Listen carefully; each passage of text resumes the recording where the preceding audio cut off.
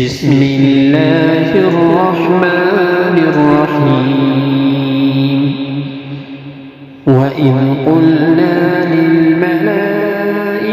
اسجدوا لآدم فسجدوا إلا إبليس أبى واستكبر وكان من الكافرين وقلنا يا اسكن أنت وزوجك الجنة وكلا منها رغدا حيث شئتما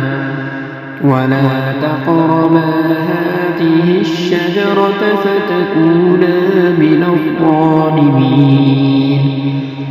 فأزلهما الشيطان عنها فأخرجهما مما كانا فيه وقلنا اهبطوا بعضكم لبعض عدو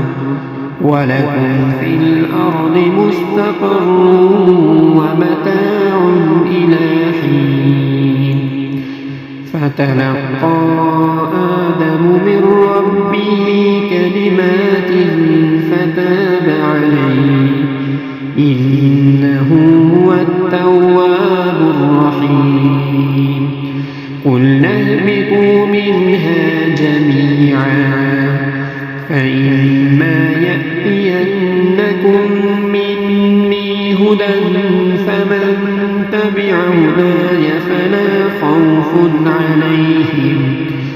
فلا خوف عليهم ولا هم يحزنون والذين كفروا وكذبوا بآياتنا